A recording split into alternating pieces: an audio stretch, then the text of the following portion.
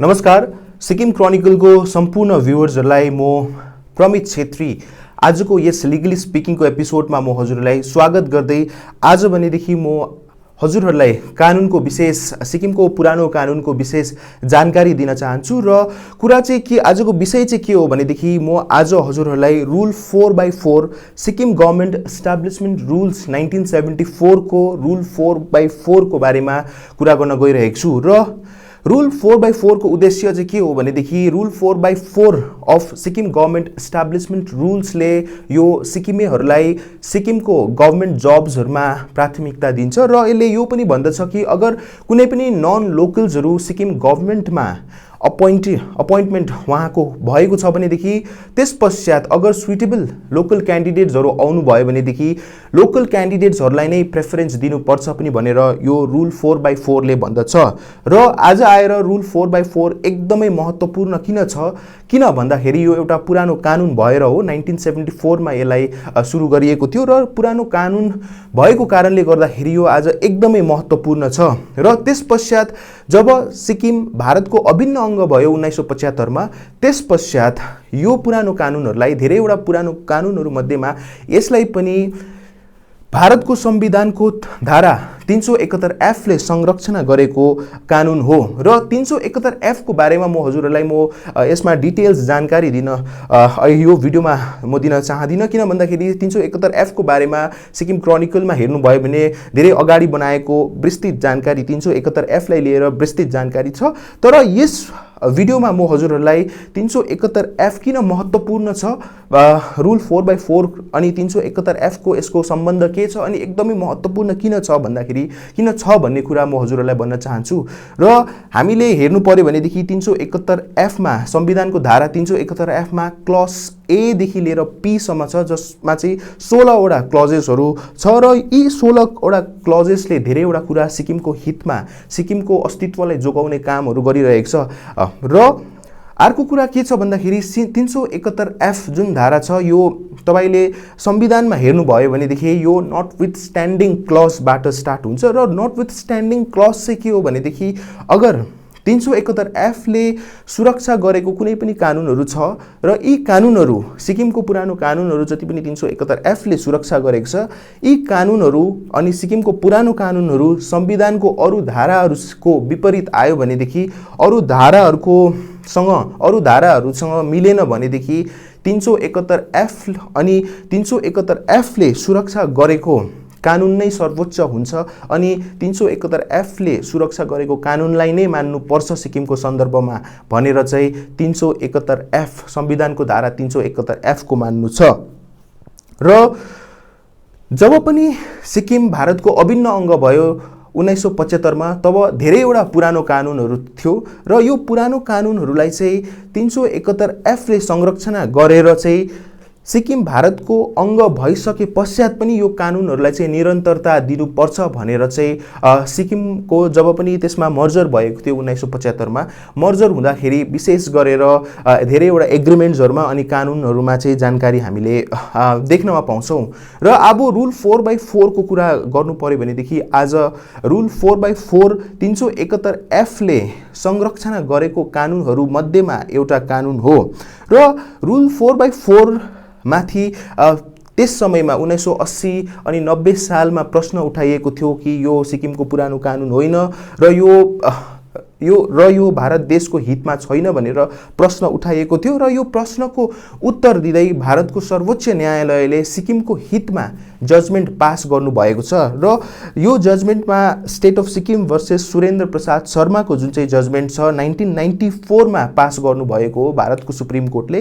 र यो जजमेन्टमा स्पष्ट पारिएको छ र म यो जजमेन्टमा आउनु भन्दा अगाडि म हजुरहरूलाई जजमेन्टको बारेमा जानकारी दिनु भन्दा अगाडि यो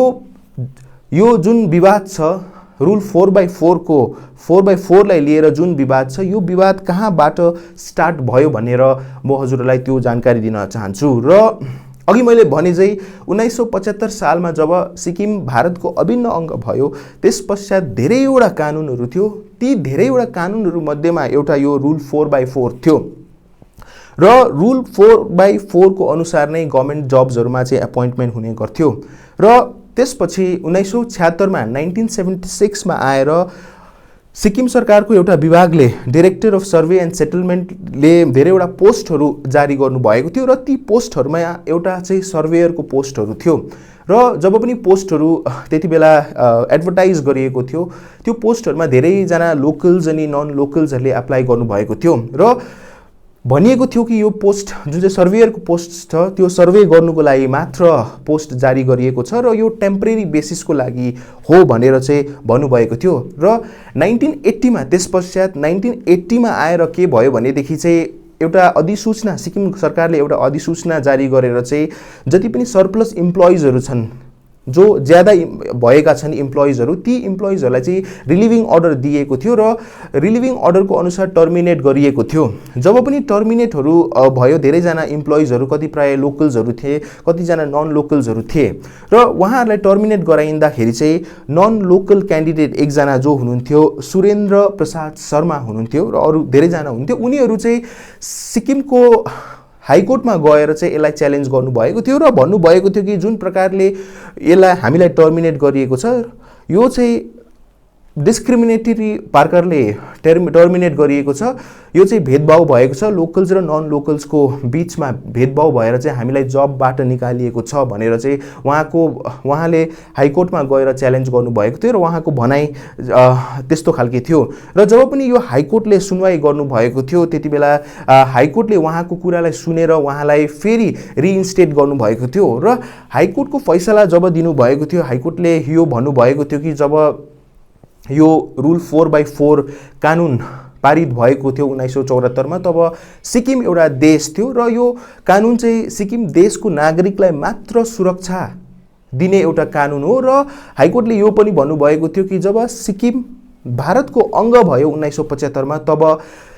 सिक्किमेहरू चाहिँ भारतको नागरिक भए अनि त्यस कारणले गर्दाखेरि भारतको नागरिक भएको कारणले गर्दाखेरि चाहिँ यो कानुन सिक्किमे जुन भारतको नागरिकहरू छन् उनीहरूलाई अप्लाई हुँदैन र यो भारतको नागरिकहरूलाई सबैलाई यो कानुन अप्लाई हुँदैन भनेर भन्नुभएको छ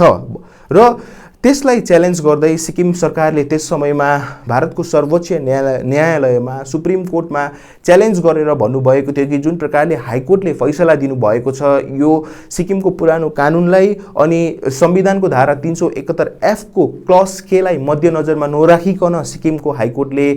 जजमेन्ट पास गर्नुभएको छ भनेर भन्नुभएको थियो र जब यो मुद्दा सुप्रिम कोर्टमा पुग्यो सुप्रिम कोर्टमा पुग्दाखेरि सुप्रिम कोर्टको फैसला 1994 मा 1994 मा फैसला सुप्रिम कोर्टले दिनुभएको थियो र सुप्रिम कोर्टले एकदमै सिक्किमको पुरानो कानुनहरूलाई मध्यनजरमा राखेर सिक्किमको जुन 371 एफ सिक्किमको पुरानो कानुनहरूलाई जोगाउने धारा छ अनि संविधानको धारा 371 एफ को क्लज के लाई मध्यनजरमा राखेर भन्नुभएको थियो कि रुल 4/4 चाहिँ सिक्किमको पुरानो कानुन हो र सिक्किमको पुरानो कानुनहरूलाई संविधानको धारा 371 एफ को क्लज के ले पूर्ण रूपमा सुरक्षा दिएको छ र कुनै प्रकारले यो void होइन र यो सही रूपमा कानुन पारित भएको हो र सही रूपमा भारतको संविधानले यसलाई संरक्षण गरेको छ भनेर चाहिँ भारतको सर्वोच्च न्यायालयले यसमा जजमेन्टमा भन्नुभएको छ। तपाईहरुले यो इन्टरनेटमा जजमेन्ट पाउन सक्नुहुन्छ। यसको बारेमा धेरैवटा आर्टिकल्सहरु पनि पाउन चाहनुहुन्छ, सुप्रिम कोर्टले के भन्नुभयो, हाई कोर्टले के भन्नुभयो भनेर। र जति पनि सुप्रिम कोर्टले यो पनि भन्नुभएको छ कि पुरानो कानुनहरु सिक्किममा छोगेलको शासनमा जति पनि छोगेलको पालोमा जति पनि पुरानो कानुनहरु पारित भएको थियो, यी सबै पुरानो कानुनहरुलाई भारतले स्वीकारेर 371 एफ दिएको पनि हो भनेर चाहिँ भारतको सर्वोच्च न्यायालयले भन्नुभएको छ। र यो विषय आज हेर्नु पर्यो भने एकदमै महत्त्वपूर्ण विषय छ। किन भन्दाखेरि एउटा पुरानो कानुन जुन सिक्किमलाई सुरक्षा दिएको कानुन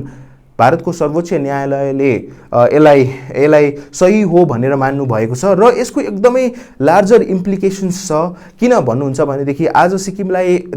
धेरैवटा कारणले गर्दाखेरि अनि धेरैवटा रूपमा सिक्किमलाई अनि